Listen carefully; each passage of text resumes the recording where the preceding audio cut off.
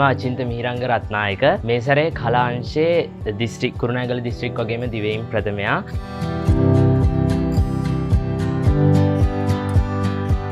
ඕලෙල්ලට A9ක් දාලා මම යනවා ලැන්ග්වේජ් කරන්න ඕන හින්දා වයඹ රාජකීය විද්‍යාලයට. වයඹ රාජකීය විද්‍යාලයේ ඉගෙනුම් කටයුතු හොඳින් නිම කරලා තමයි මම මේ විදිහට දිස්ත්‍රික් මෙම දිවයින් ප්‍රථමයා බවට පත් වෙන්නේ.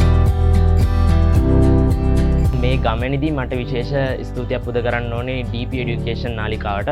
ඇත්ත වශයෙන්ම කිව්වොත් පොඩි කාලේ ඉඳලා මගේ අධ්‍යාපනයට ගොඩක් ලොකු පිටුවහලක් වුණා. පටන් ගත්තොත් A level කාලේ O level කාලේ ඉඳලා O level කාලේ ඉඳලා ගොඩක් විෂයන් වලට මම DP Education නාලිකාව පාවිච්චි කරා. මොකද මේ අවසාන වාරයේ වෙනකම් මගේ යම්කිසි විෂයන් කිහිපයකට ලකුණු අඩු වෙලා තිබ්බා. ගණිත විද්‍යාව වගේ විෂයන්. ඉතින් ඒවා වල පුනරීක්ෂණ කරද්දී මම ගොඩක් DP Education නාලිකාවේ තිබ්බු වීඩියෝ පාඩම් ගොඩක් බැලුවා. එතකොට ඒවා රිෆර් කරලා තමයි මම පුනරීක්ෂණ කරේ. ඉතින් ඒ හින්දම ඒක ලොකු පිටුවහලක් වුණා මගේ ලකුණු වලට. ඊට පස්සේ මේ විදිහට A level කරන්න ගත්තාම මම කරපු සබ්ජෙක්ට් තමයි කොරියන් ජැපනීස් ICT.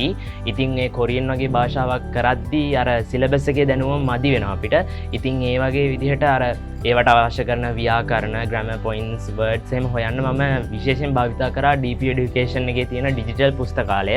ඒ වගේම අරන් grammar notes අරන් ඒවා refer කරලා මම note එකෙන් හදාගත්තා.